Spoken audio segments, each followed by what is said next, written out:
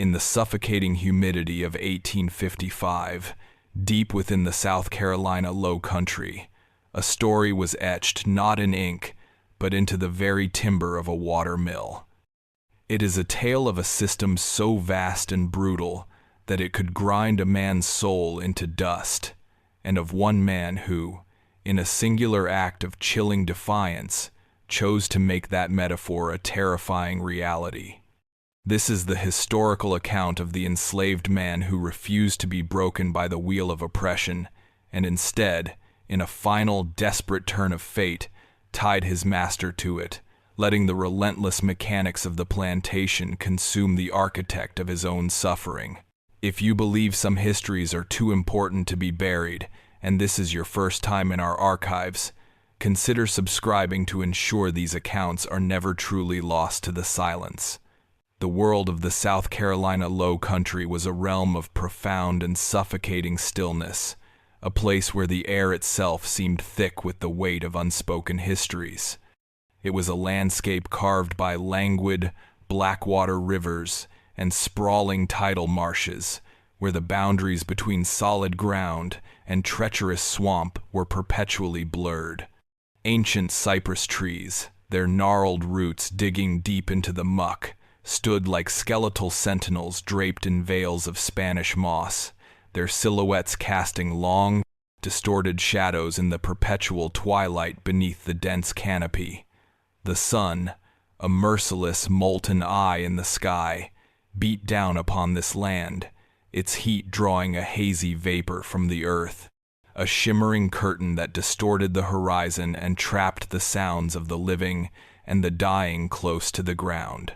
The air was a symphony of insectile whirring, the guttural croak of unseen frogs, and the constant, almost imperceptible hum of decay, a sweet, cloying scent of wet earth and rotting vegetation that clung to everything, a permanent feature of existence. This was a geography designed for containment, a natural prison where the wilderness itself seemed complicit in the institution it housed.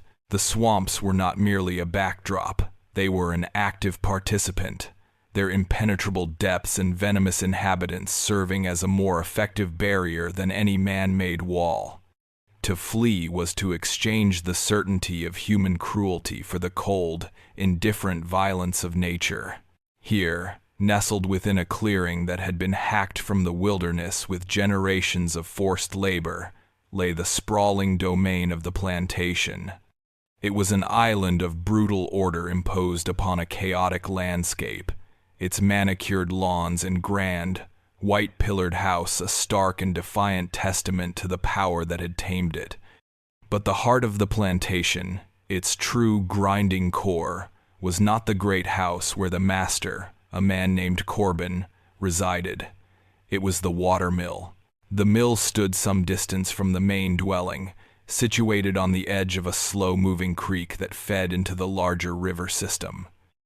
It was a hulking, utilitarian structure, built of heavy, dark-timbered cypress that had long ago weathered to a deep, almost black hue, streaked with green where moss and algae had taken hold in the perpetual dampness. Its roof sagged in places, and the wood of its walls was stained with the residue of countless seasons of humidity and labor.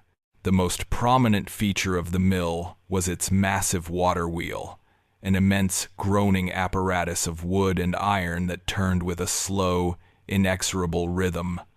The creek's current, channeled through a narrow sluice gate, poured over the great paddles, each cascade of water a measured breath that drove the machinery within. The sound of the mill was the plantation's true and constant heartbeat. It was a low, resonant groan that carried across the fields from before sunrise until long after the sun had bled out across the swampy horizon. It was a sound of immense, unceasing labor, a mechanical sigh that was the backdrop to every moment of life and toil. For the enslaved, it was the first sound they heard upon waking in their cramped, windowless cabins, and the last sound that followed them into their shallow, exhausted sleep. It was a constant, auditory reminder of their purpose, their value, and their bondage. The sound was more than just noise.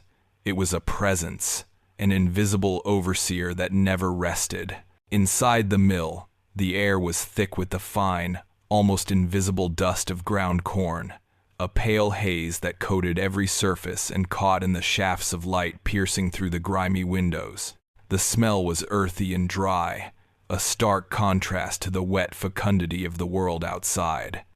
The centerpiece of the interior was the pair of massive millstones, circular slabs of granite so heavy it seemed impossible that they could be moved at all.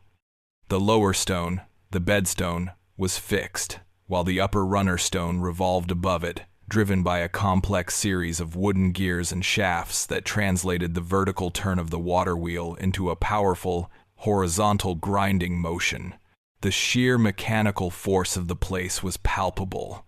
One could feel the vibration of the turning gears through the floorboards, a deep, resonant shudder that seemed to rise up from the very earth. It was a place of immense, impersonal power, a machine that transformed one thing into another through sheer, relentless pressure. It took whole kernels of corn and, with its tireless grinding, reduced them to fine, uniform meal. The process was efficient, brutal, and entirely without sentiment. The machine did not care for the sweat of the men who fed it, or the purpose the meal would serve. It simply ground on, day after day, its rhythm dictated only by the flow of the water and the will of the man who owned it.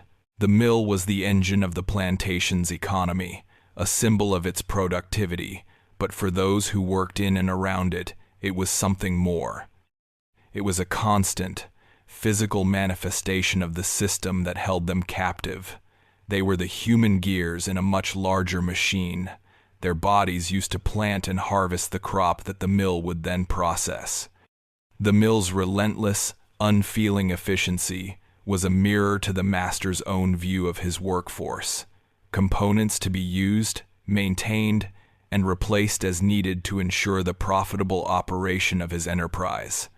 The grinding of the stones echoed the grinding of their lives, the slow, daily erosion of their spirits, under the immense and unmovable weight of their enslavement. There was one man for whom the mill held a particular, silent fascination. His name was Phineas.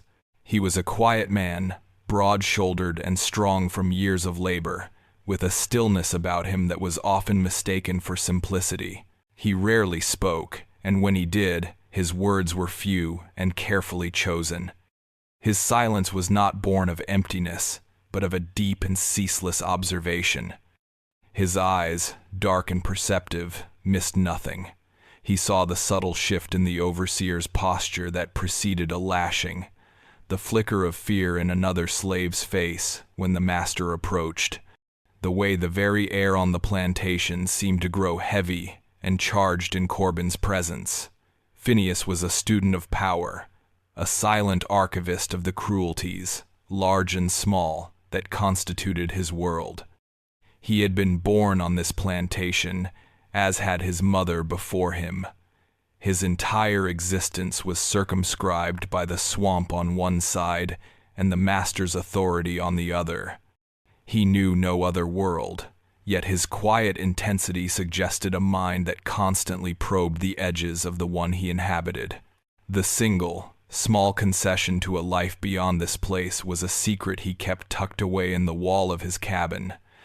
A small, crudely carved wooden effigy of a marsh bird, its wings outstretched as if in mid-flight. He had carved it himself over many months with a sharpened piece of oyster shell, a patient, painstaking process conducted in the precious, fleeting moments of near darkness before sleep. The bird was a relic of a memory, a tangible link to the stories his mother had told him before she was sold.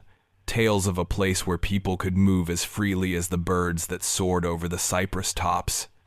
It was his only humanizing secret, a small, defiant act of remembering in a world that demanded he forget he was a man at all. Corbin, the master, was a man who moved through this world as if he had created it. He was not a physically imposing man, but he possessed an aura of absolute authority that required no great stature. His power was not in his fists, but in his gaze, a cool, appraising look that assessed everything and everyone for its utility to him. He saw his land, his crops, and the people he owned as extensions of his own will, pieces on a board that he manipulated for his own profit and comfort. He believed utterly in the natural order of his world, in his inherent right to command and to own. This conviction radiated from him, a palpable force that bent the wills of those around him. He managed his plantation with a meticulous and impersonal cruelty. Punishments were not administered in the heat of passion, but with the cold, calculated precision of a business decision. A whipping was a tool to ensure productivity. A sale was a means of removing a faulty asset. He saw sentiment as a weakness and fear as the most reliable and efficient tool of control. He would often stand on the veranda of the great house in the evenings, watching the sun set over his domain, a glass of whiskey in his hand, the distant, rhythmic groan of the mill, the soundtrack to his proprietorship. To him, that sound was the reassuring hum of commerce, the sound of his wealth accumulating with every turn of the great wheel. He never considered what that sound might mean to the people who heard it from the slave quarters, a constant, nagging reminder of their own subjugation. Phineas's duties often brought him to the mill. He hauled sacks of corn from the storehouses, his muscles straining under the weight, his bare feet pressing into the cool, dusty earth around the structure. While others avoided the place, its groaning presence a source of dread, Phineas found himself drawn to it. He would watch, in stolen moments, the mechanics of the great machine. He observed how the simple, consistent pressure of the water on the paddles of the wheel was magnified through the gears into a force powerful enough to turn stone. He studied the way the sluice gate could be raised or lowered, controlling the flow of water and thus the speed and power of the entire apparatus.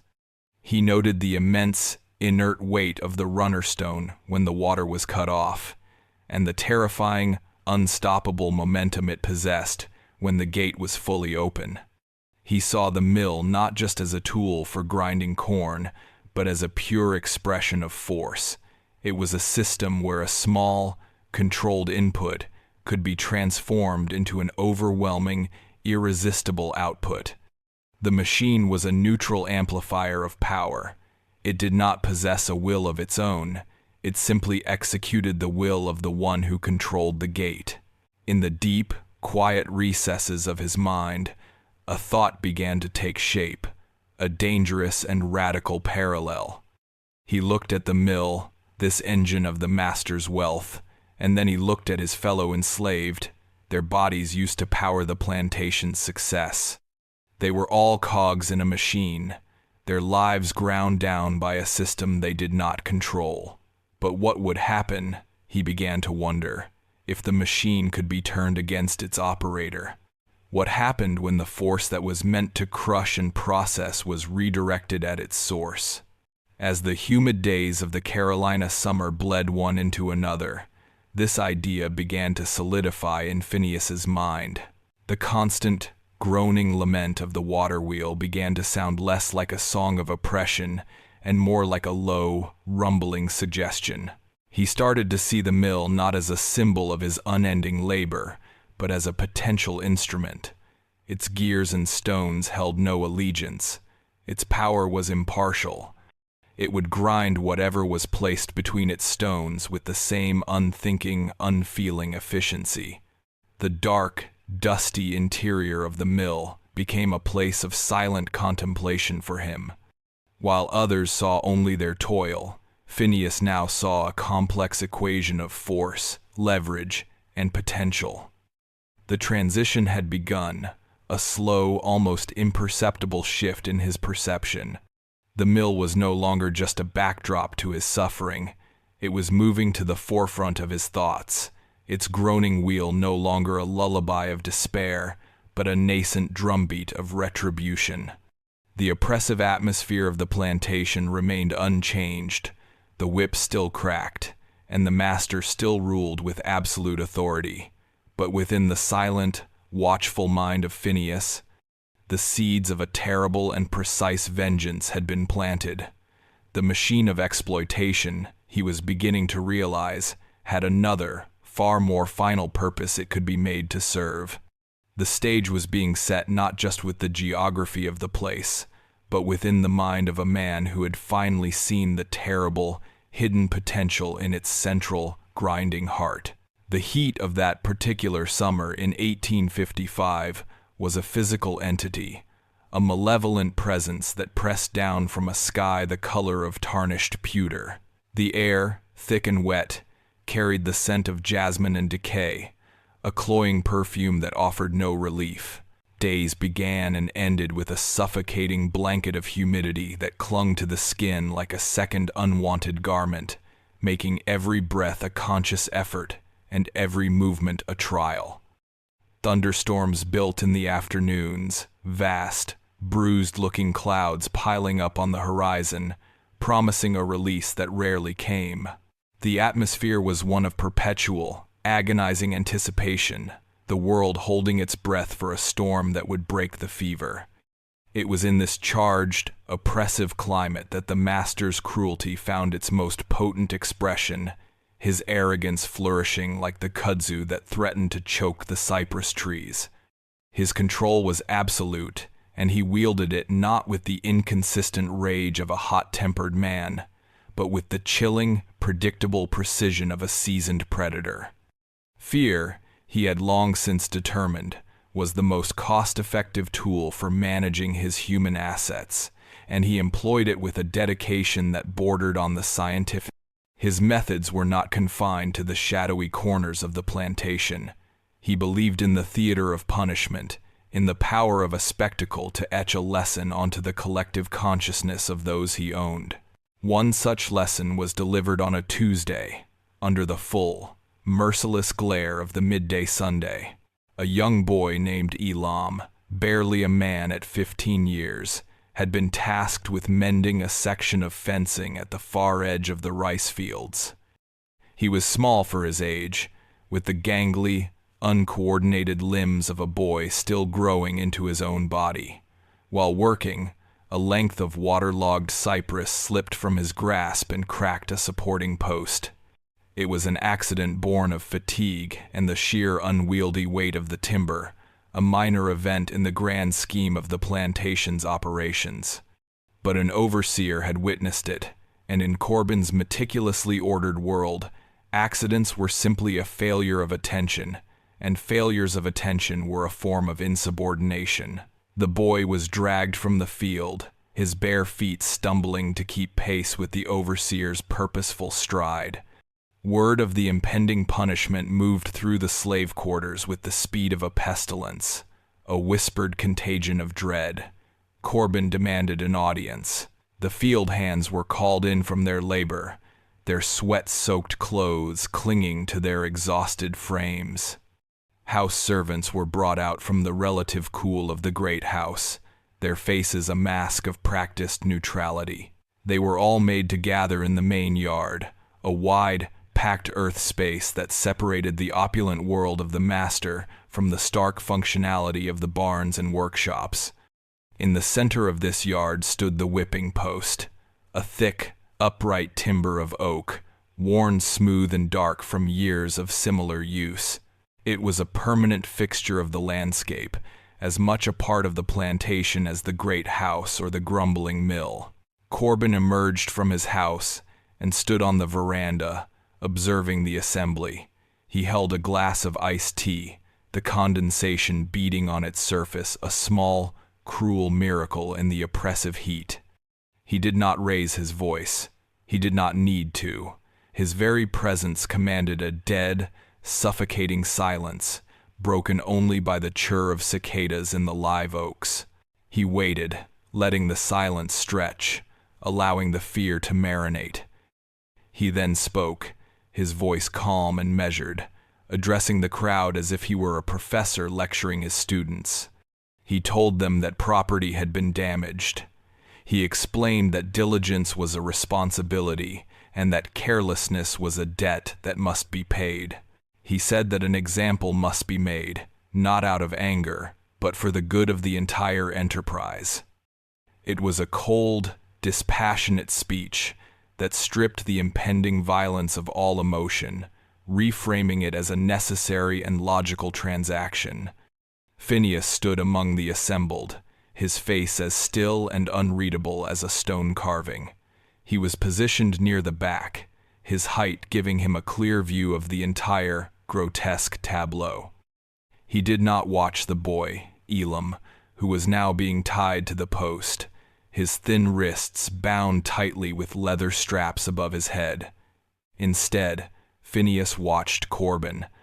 He observed the master's relaxed posture, the way he casually took a sip of his tea as the overseer, a burly man with sweat stains darkening the armpits of his shirt, selected a whip from a nearby rack.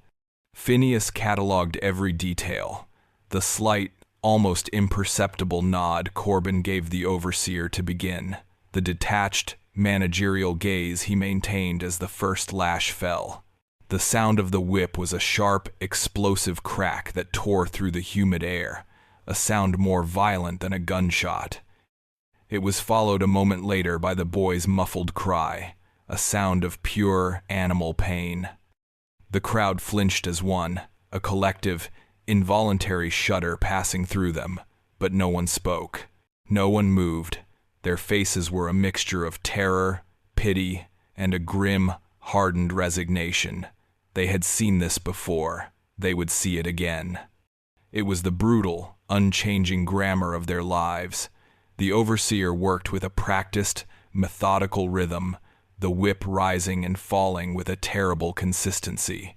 With each crack, a new red welt appeared on the boy's back, a crimson line that quickly welled with blood. The heavy sky seemed to press down, trapping the sounds, the smells of sweat and blood, the palpable waves of fear.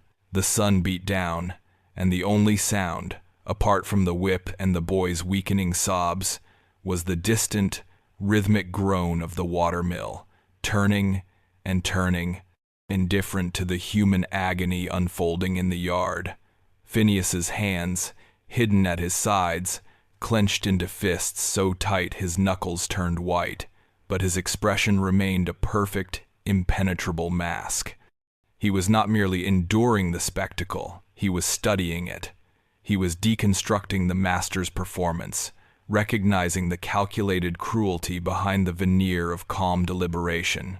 Corbin was not just punishing a boy for a broken fence post.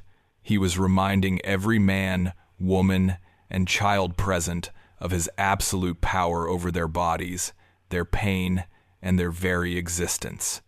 He was reinforcing the invisible architecture of fear that held his world together.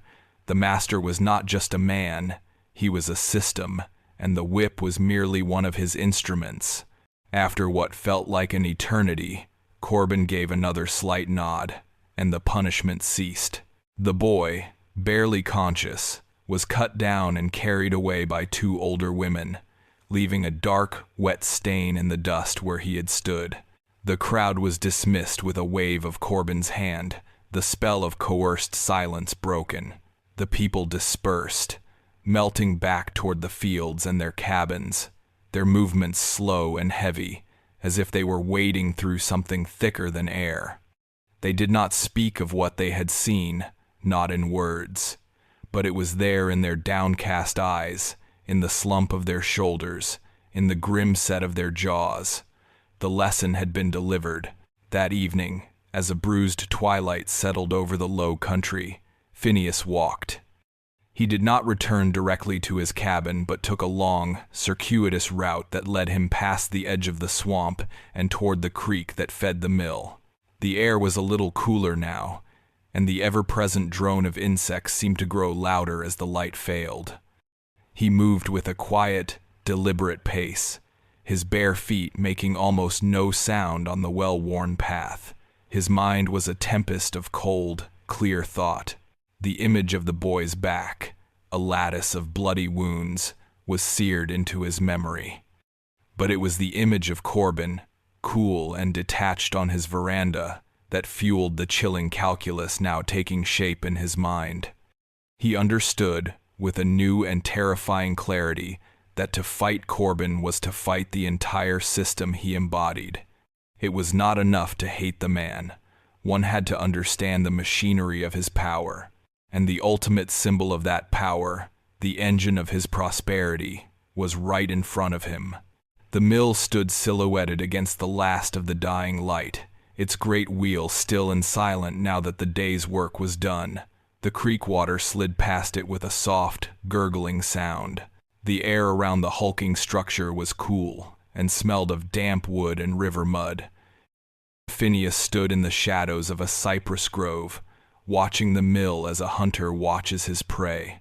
The abstract idea that had been forming in his mind for weeks now began to crystallize into a concrete, actionable plan. The punishment he had witnessed that day had provided the missing pieces, the emotional catalyst that transformed a philosophical concept into a tangible objective. The master had used a public spectacle to bind his people with fear. He had tied a boy to a post to demonstrate his power. The symmetry of it was both grotesque and perfect.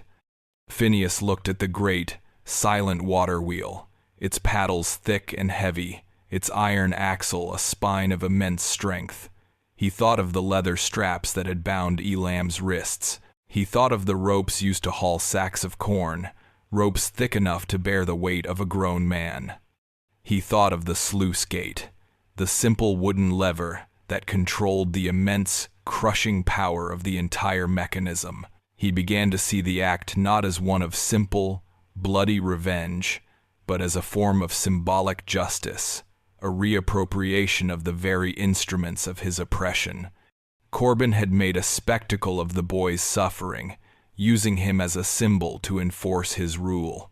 Phineas would make a spectacle of the master, turning him into a symbol of a different kind. He would transform the man into a part of the very machine he had used to grind their lives into meal. The cruelty he had endured and witnessed for so long had not broken him. It had sharpened him. It had given him a focus and a clarity of purpose that transcended fear. He was no longer just a silent observer. As he stood there in the gathering darkness, the distant groan of the mill a phantom echo in his memory, Phineas began to lay the meticulous groundwork for his singular, terrifying act of defiance. The transition was complete. The cruelty had been endured, and now the vengeance was being prepared. The nights that followed, the public whipping of the boy Elam, were different. A change had settled over the plantation, a subtle shift in the atmospheric pressure of the place. The suffocating humidity of the days gave way to nights that felt heavy and close, the air thick with the scent of night-blooming jasmine and the metallic tang of unspoken fear.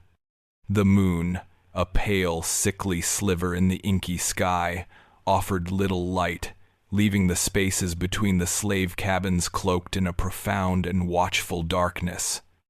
It was in these deep, oppressive shadows that the first, tentative whispers of resistance began to stir, fragile and furtive as the flutter of a moth's wings against a grimy window pane. The gatherings were never planned, not in any formal sense. They were organic, spontaneous coalescences of shared despair and nascent anger. They happened in the small, cramped spaces of the cabins, after the last embers of the cooking fires had died down and the overseers had retired to their own quarters. 2 or 3 people would become 4, then 5, their bodies packed into the hot, airless rooms, the only light a single, guttering tallow candle that cast their faces in a dramatic, flickering chiaroscuro of shadow and light. Their voices were kept to a low, conspiratorial murmur, a sound that was easily mistaken for the rustle of wind in the thatch roofs, or the constant, nocturnal hum of the swamp. They spoke of Corbin's latest cruelty, their words a quiet litany of remembered wrongs. An old woman named Seraphina, her face a road map of wrinkles and sorrows, recounted the time her eldest son was sold south for accidentally spooking the master's prized mare. A young man named Jude, his hands calloused and scarred from his work in the blacksmith's forge, spoke of the extra rations denied to his pregnant wife because she had been too slow in her mending work. Each story was a stone laid upon a growing cairn of grievance, a collective testimony to the systemic, day-to-day brutality of their existence. The conversations would often drift towards the impossible, the fantastical, whispers of successful escapes, of rumored rebellions in other states, stories that were more myth than fact, passed among them like sacred texts. These were tales of hope, but they were distant, abstract things, legends from another world. The reality of their situation, the impassable swamps, and the ever-watchful eyes of the overseers, was a cage from which there seemed no practical escape. Phineas was a frequent presence at these clandestine meetings, but he remained, as always, on the periphery. He would stand near the doorway, his large frame partially obscured by the shadows, his face an unreadable mask. He listened more than he spoke, his silence a strange, magnetic force in the crowded, whispering rooms.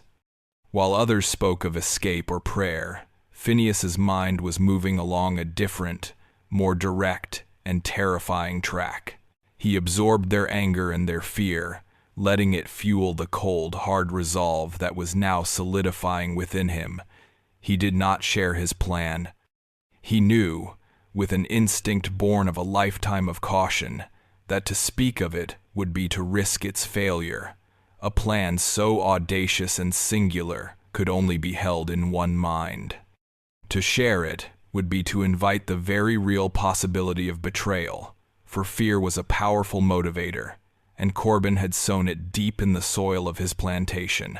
His true planning took place in solitude, during the long, dark hours when the rest of the plantation slept.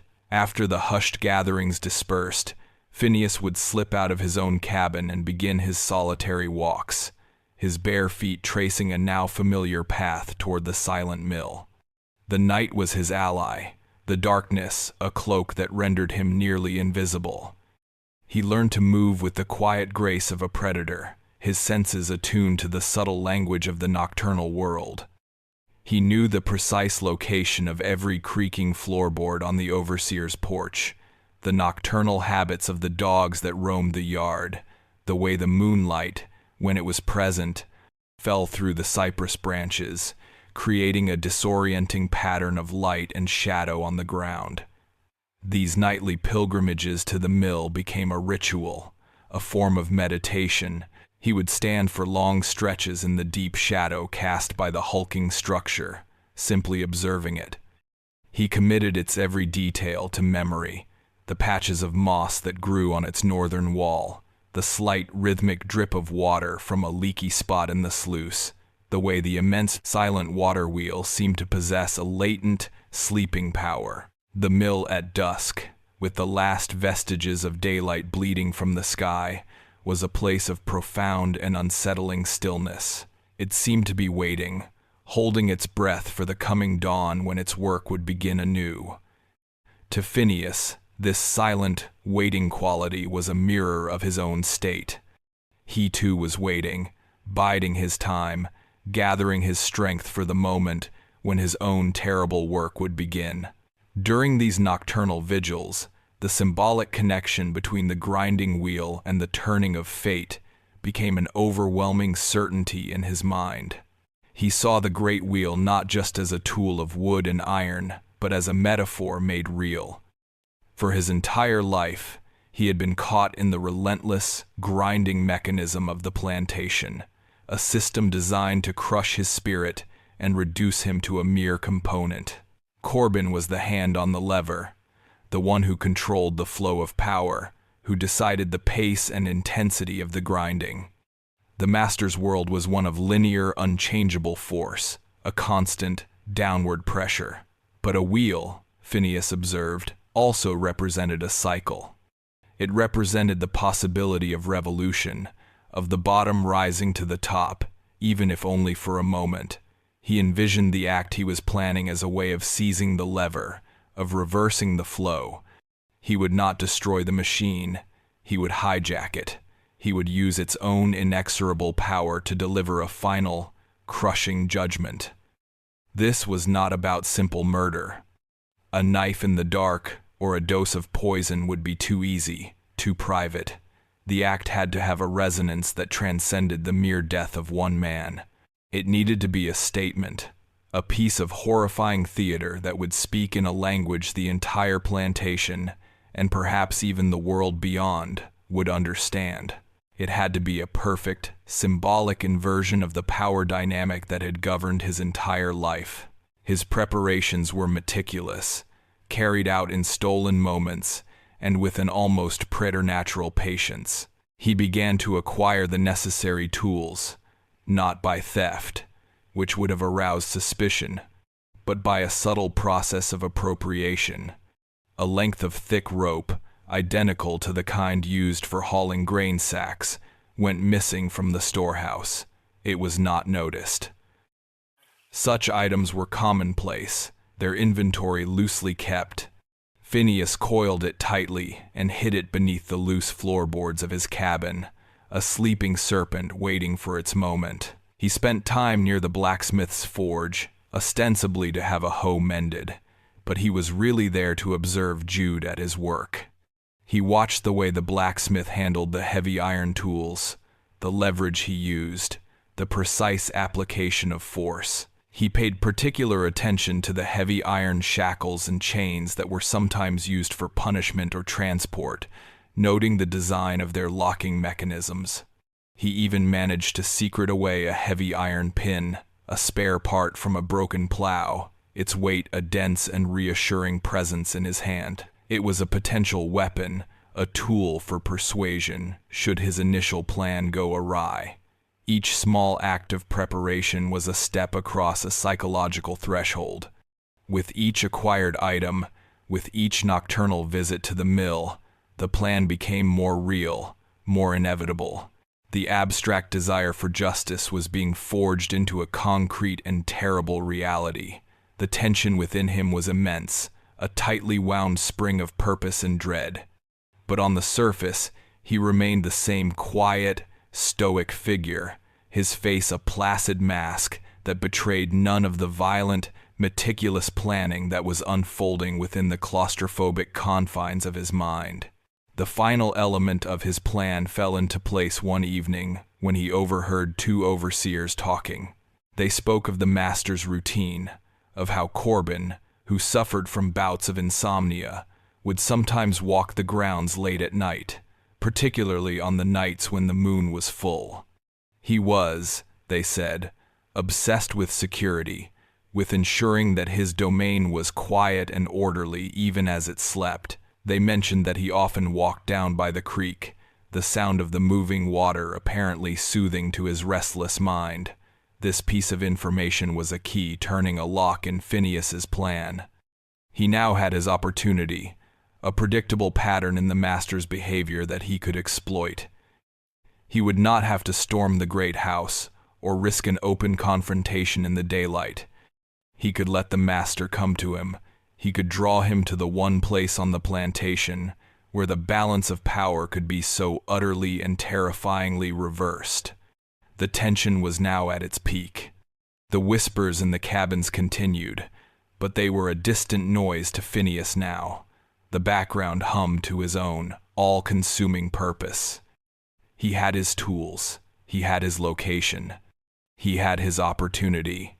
All that remained was to wait for the right moment, for a night when the moon was bright enough to light his path, and the master's restless mind would lead him to the creek's edge. The plan, formed and nurtured in the shadows, was now ready to move into its final, brutal phase. The silent, waiting mill would not have to wait much longer. The night arrived, cloaked in a deceptive tranquility. A full, luminous moon hung in the vast, cloudless sky, its silvery light washing over the South Carolina low country and casting the world in a stark palette of bone white and charcoal black. The familiar, oppressive humidity had lessened slightly, replaced by a cooler, almost ethereal mist that clung to the low-lying ground around the swamps and the creek, muffling sound and lending the landscape a ghostly, dreamlike quality.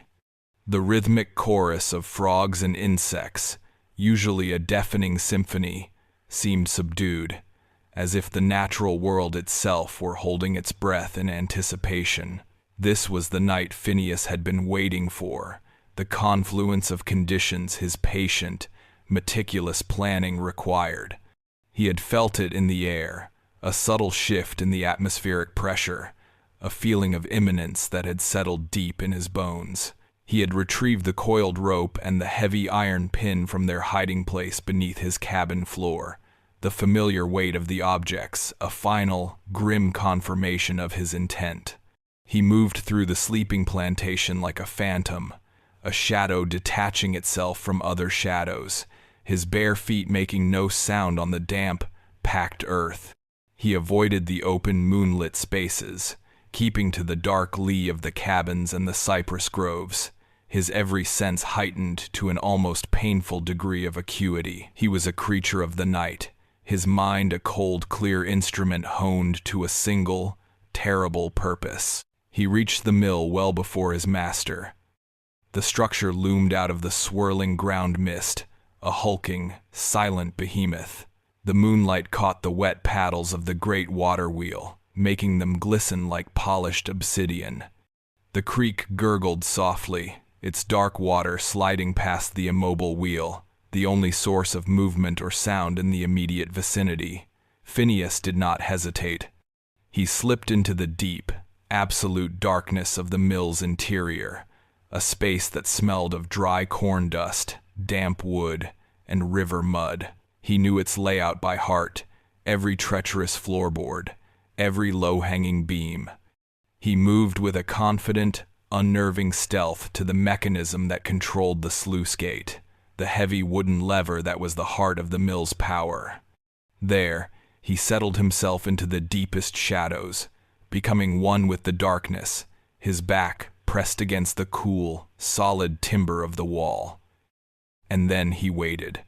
The waiting was the hardest part, a stretched and silent eternity where the only sound was the frantic, yet controlled, beating of his own heart.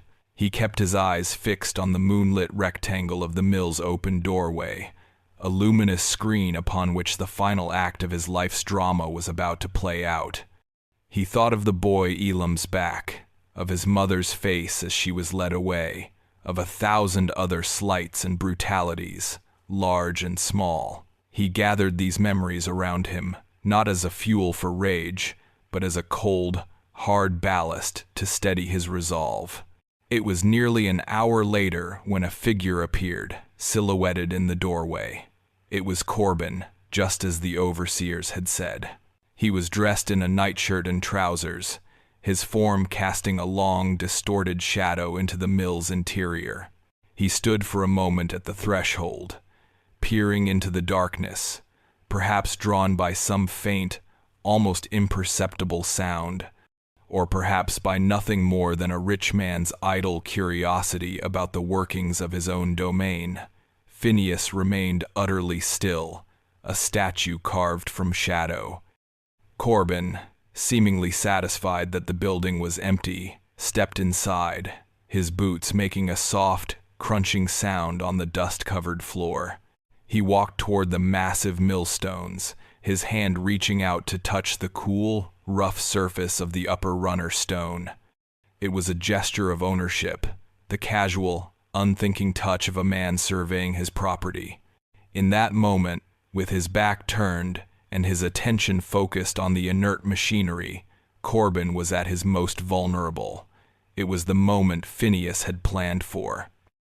He moved with a speed and silence that was terrifying. He crossed the 10 feet of open floor in 3 long, predatory strides. Corbin heard him at the last possible second, a faint whisper of movement in the air behind him. He started to turn, a word of alarm forming on his lips, but it was too late. Phineas brought the heavy iron pin down in a short, brutal arc, not to kill, but to disable. The blow landed with a sickening, wet thud at the base of Corbin's skull. The master crumpled without a sound, his body collapsing like a puppet with its strings cut, a limp and sudden weight on the dusty floor. Phineas did not pause to savor the moment. The adrenaline that surged through him was cold and clear, sharpening his focus.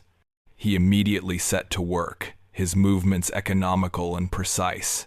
He uncoiled the thick rope, his fingers working quickly and surely to tie a series of complex, non-slip knots. He had practiced these knots in the dark of his cabin, over and over, until his hands could form them by touch alone. He rolled the unconscious master over and bound his hands tightly behind his back, then his ankles. Corbin was not a large man, and Phineas, his muscles hardened by years of relentless labor, handled his dead weight with a grim efficiency. He dragged the man's inert form out of the mill and across the damp, moonlit ground to the edge of the creek, to the base of the great, silent water wheel. The air was cool on his skin, the mist swirling around his legs. The only sound was the soft gurgle of the water and the harsh, ragged sound of his own breathing. He worked now against time, against the possibility of discovery. He hauled and lifted, his muscles screaming with the strain, positioning Corbin's body against the massive curved surface of one of the great wooden paddles near the bottom of the wheel's arc. He then began the terrible final part of his task. He began to bind the master to the wheel itself. He looped the thick rope around Corbin's torso, under his arms, and then through the solid, cross-bracing timbers of the wheel's structure. He pulled the ropes brutally tight, cinching them with a series of final, immovable knots, ensuring that the master's body was not merely tied to the wheel, but was now an integral, inseparable part of it. Corbin's head lolled against the damp, moss-slicked wood, his unconsciousness a small, temporary mercy. When he was finished, Phineas stood back for a moment, his chest heaving. The master was bound, a human effigy lashed to the engine of his own prosperity, but the act was not yet complete. The machine was still silent. Phineas walked back to the mill, his legs feeling strangely heavy, as if he were wading through water. He went to the sluice gate lever, his hand closing around the smooth, worn wood. For a fraction of a second, he hesitated. This was the final, irrevocable step. This was the moment that would transform a desperate act of vengeance into a legend. He thought of the whip, of the chains, of the casual, daily dehumanization. He thought of the grinding, relentless pressure of his entire life. He took a deep, shuddering breath and threw his entire weight against the lever.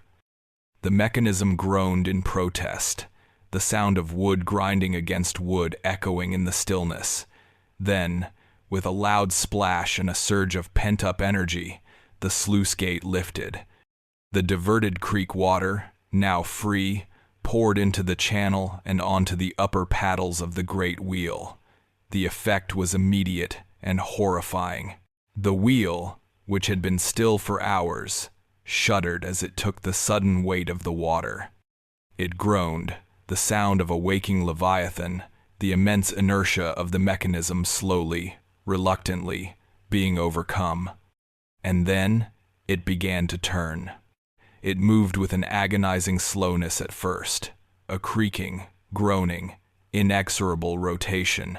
Phineas watched, his face illuminated by the cold, unforgiving moonlight, as the section of the wheel bearing his master's bound form began its slow, upward journey.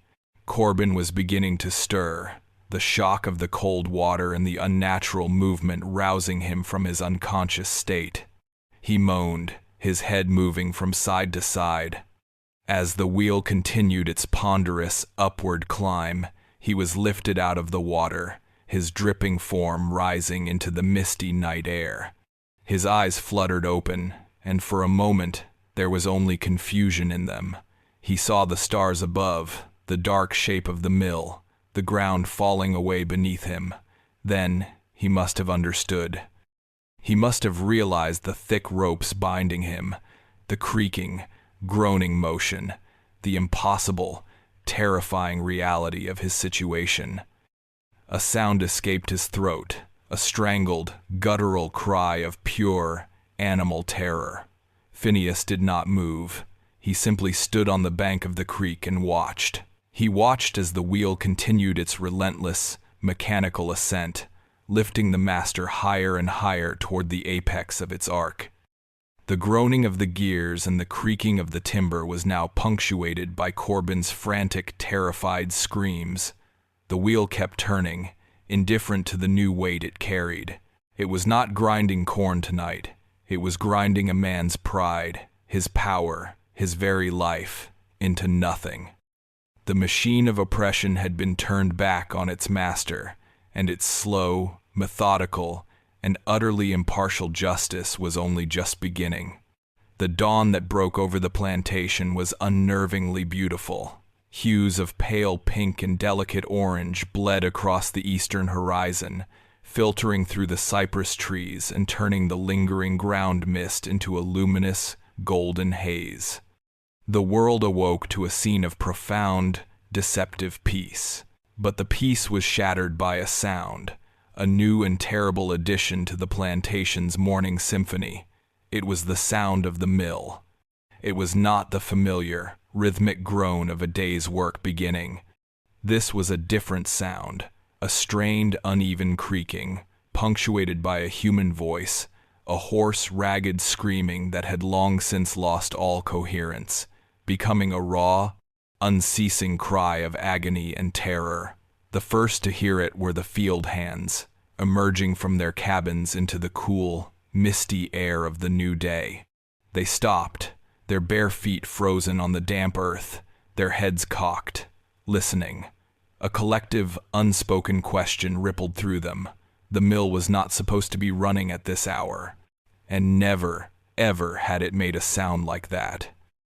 A few of the braver men, their faces grim and set, began to walk cautiously toward the creek, their initial curiosity hardening into a cold, creeping dread with every step. What they found would be forever burned into the annals of their private, unwritten history. There, turning with a slow, agonizingly relentless rhythm in the soft morning light, was the great water wheel. And bound to it, a human form, drenched and broken, was Corbin. He was a horrifying spectacle, a ghastly marionette, animated by the indifferent machinery. At the wheel's peak, he was lifted high against the pale dawn sky, his screams echoing across the fields. Then, the wheel would begin its slow, inexorable descent, plunging him headfirst into the cold, rushing water of the mill race, silencing his cries for a few terrifying, gurgling moments.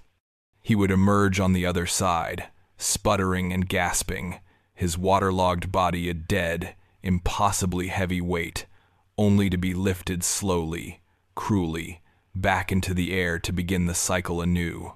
The men who saw it stood paralyzed, a small crowd of silent, horrified witnesses. They did not speak. They did not move to help. They simply watched, their faces a mixture of stark terror and something else, something deeper and more complex, a kind of awestruck, horrified reverence. They were witnessing not just the death of a man, but the death of an idea. They were seeing the absolute, unquestionable power that had ruled their lives broken and humiliated, turned into a screaming, pathetic thing being tortured to death by his own machine. The symbolism of the act was not lost on them. It was a brutal, terrifying, and undeniably resonant form of justice. The news spread through the plantation, not like a fire, but like a ghost. It was not shouted from cabin to cabin, but passed in hushed, urgent whispers, a secret, electrifying current that charged the very air. People spoke in hushed tones behind cupped hands, their eyes wide with a mixture of fear and a dawning, incredulous sense of liberation. The overseers, roused by the commotion, were the next to arrive. They came running, their faces flushed with alarm, their authority for once completely irrelevant. They too were rendered impotent by the sheer, unprecedented horror of the scene. They stood there, shouting uselessly at the indifferent machine, their whips and pistols utterly useless against the slow, mechanical torture unfolding before them. They could not stop the wheel without understanding the mechanism of the sluice gate, and in their panic and confusion, that knowledge eluded them. The entire brutal hierarchy of the plantation had been paralyzed, its head being slowly and publicly executed by its own engine of prosperity. The story of what was happening at the mill did not remain confined within the boundaries of the plantation for long. Fear and rumor are the most contagious of diseases. A field hand, sent on an errand to a neighboring property, carried the tale with him, his words tumbling out in a breathless, terrified torrent. From there, the story leaped from one plantation to the next, whispered by enslaved workers in the fields, passed between house servants in the kitchens, and eventually, reaching the ears of the masters and overseers in their great houses. The narrative began to mutate and grow with each retelling, shedding the skin of a mere event and taking on the flesh of a legend.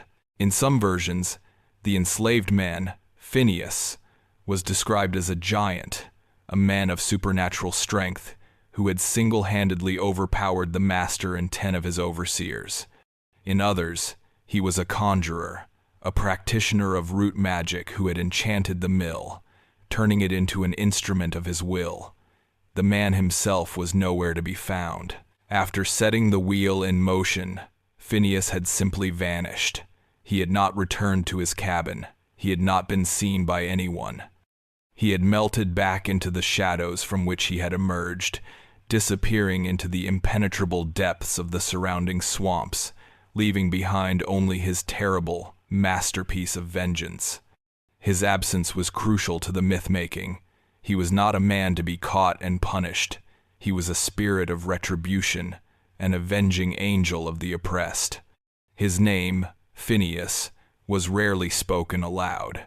He was referred to simply as the millman or the binder, a figure who had transcended his own humanity to become a symbol. His disappearance transformed a singular act of rebellion into a lingering, terrifying possibility. If one man could do this, what was to stop another? The act resonated so deeply because it was not a chaotic outburst of violence, but a cold, calculated, and deeply symbolic act of justice. He had not simply killed his master. He had made the punishment fit the crime with a terrifying, poetic precision. He had used the master's most prized possession, the very symbol of his wealth and power, as the instrument of his destruction. The effect on the white plantation owners of the region was profound and immediate. A wave of collective paranoia swept through the low country. Masters looked at their own slaves with a new, deeply ingrained suspicion. They saw potential assassins in the faces of their field hands, poisoners in their kitchen staff. Security was tightened. New, harsher rules were implemented. Patrols were increased, their routes now extending to the previously ignored mills and workshops that dotted the landscape. The groaning of a water mill at night, once a reassuring sound of industry, now became a source of profound anxiety, a potential harbinger of a terrible, grinding retribution. The mill on Corbin's plantation eventually ground to a halt. One of the overseers, having finally gathered his wits, managed to close the sluice gate, and the great wheel shuddered to a final, silent stop. But the damage was done. The story was out. A seed of terror and inspiration planted in the fertile ground of the Low Country's collective imagination. Corbin's body was removed, a broken and waterlogged thing, and buried without ceremony.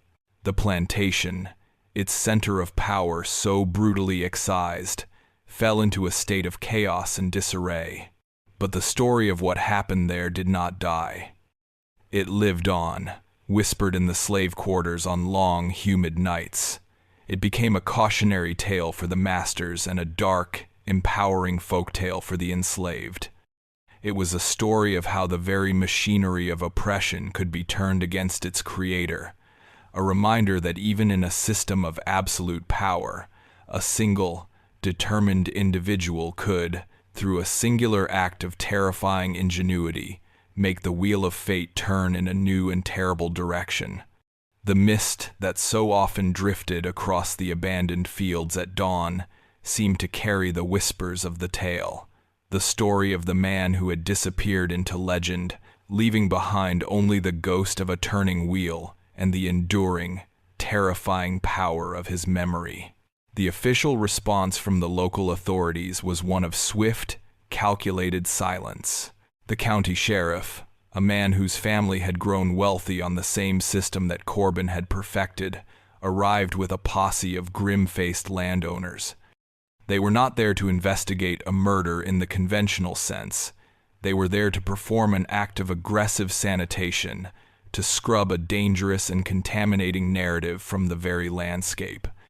The truth of what had occurred was viscerally, undeniably clear, written on the horrifying tableau of the master's body and the silent, waiting wheel. But this truth was an existential threat to their entire way of life. It was a story that could not be allowed to breathe in the open air. So, they began the methodical process of erasure. Corbin's death was officially recorded in the county ledger as a tragic accident. The entry, written in a neat, looping script, stated that he had fallen and struck his head while inspecting the mill's machinery during a late-night walk, a plausible, if thinly veiled, fiction. The enslaved men who had first discovered the scene were questioned, not as witnesses, but as potential conspirators. They were taken one by one into a barn, and under the threat of unspeakable violence, they were coached in the official story. They were made to repeat it, over and over, until the lie felt as real as the memory it was designed to supplant. They were told that any deviation, any whisper of the truth, would bring a terrible retribution down upon not only them, but their families as well. The system, momentarily paralyzed, was now reasserting its control with a cold and brutal efficiency. But a story, once told, is not so easily killed. While the official record was being meticulously falsified, the true account was already traveling along a different, more resilient network. It moved through the invisible channels of the enslaved community, passed from one to another in the coded language of shared experience. It was told in the fields through rhythmic work songs, whose lyrics now carried a dark, new subtext. It was whispered over cooking fires in the dead of night, the tale embellished and burnished with each retelling. The story became a living thing, a piece of communal property. Phineas, the man, was gone, swallowed by the swamp, but Phineas, the legend, was just beginning his ascent.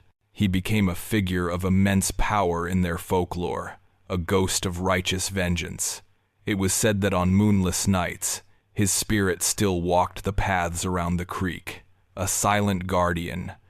Some claimed that if you listened closely when the wind blew through the cypress trees, you could hear the distant, groaning echo of the turning wheel. The story served as a form of spiritual sustenance, a dark parable that proved that the seemingly omnipotent power of the masters was not, in fact, absolute. It demonstrated that the tools of their oppression could, with enough courage and ingenuity, be turned back upon them. The tale of the millman became a secret source of strength, a whispered reminder that even in the deepest darkness, the possibility of retribution, however terrifying, still existed. As the years turned into decades, the plantation itself began to decay. After Corbin's death and the subsequent dispersal of much of his human property, the land fell into neglect. The great house, its windows now dark and empty, began to peel and sag. a monument to a collapsed dynasty. The fields, once meticulously cultivated, were slowly reclaimed by the inexorable advance of the wilderness. Kudzu vines, like green, grasping fingers, covered the outbuildings, and the carefully manicured lawns became choked with weeds. The mill, the site of the unspeakable event, suffered the worst fate.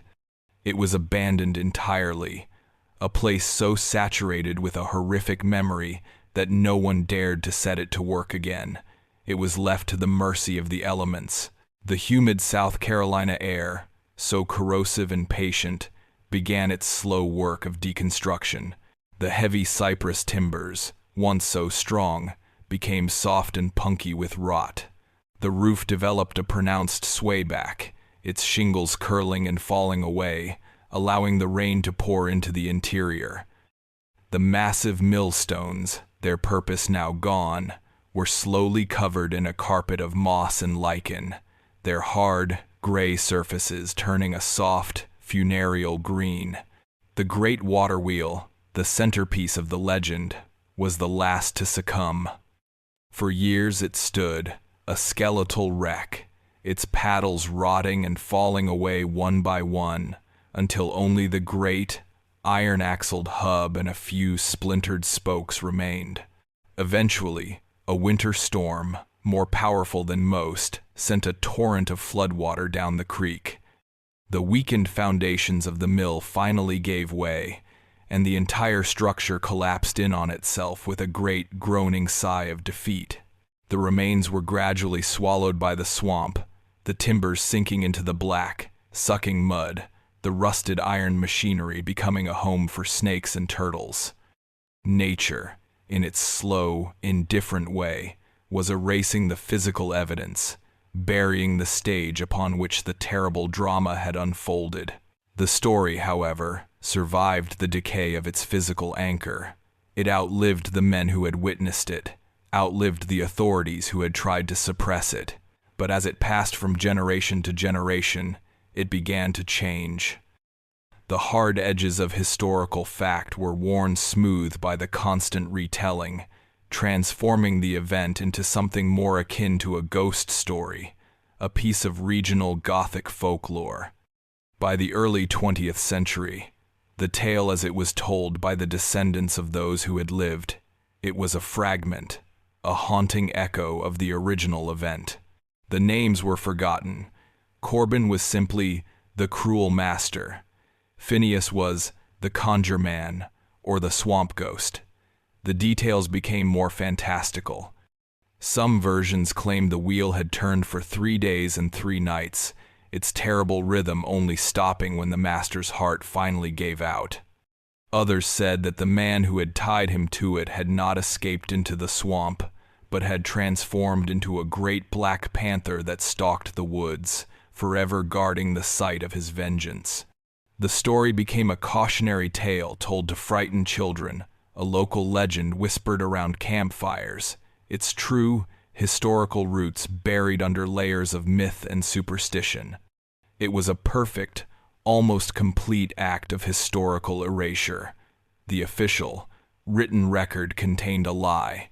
The physical structure was gone, consumed by the swamp, and the oral tradition had transformed the truth into a ghost story. The event had been effectively removed from history, relegated to the shadows of folklore. It was not until many years later, during a project to record the oral histories of the descendants of the formerly enslaved, that the story resurfaced, not as a coherent narrative, but as a series of disconnected, haunting fragments. An elderly woman, her memory reaching back into the stories her own grandmother had told her, spoke of a master who had been punished by his own mill. A man from a neighboring county recounted a tale he had heard as a boy about a slave who had vanished into the swamp after committing a terrible, righteous act. A folklorist, patiently gathering these threads, began to see a pattern. They found the county records, the terse, unconvincing entry about an accidental death. They visited the site, finding nothing but a few half-buried, rotted timbers, and a slight unnatural depression in the land where the mill had once stood. There was no single, verifiable account, no definitive proof. There was only the powerful, lingering resonance of the folklore, the faint, ghostly outline of a history that had been deliberately and violently suppressed. The story of Phineas and the mill wheel now exists in this liminal space, somewhere between documented history and Gothic legend. It is a testament to the fact that some acts are so profound, so symbolically potent, that they cannot be entirely erased. It speaks to the resilience of memory and the power of a story to survive even the most determined attempts to kill it. The abandoned ruins, now almost completely gone, stand as a silent, final monument. They are a reminder that history is not just what is written in ledgers, but also what is whispered in the dark, what is remembered against all odds, and what haunts the landscape long after the actors themselves have turned to dust. The wheel of history keeps turning, and sometimes, in the quietest of places, you can still hear the echo of its most terrible and forgotten rotations. The record on the mill wheel is now closed. Your time and attention in this quiet hall of remembrance are deeply valued. If you have just discovered this archive, for more subscribe to the Blaspheme Archive, so you will be among us when the next file is unsealed, and share in the comments what this account has left with you.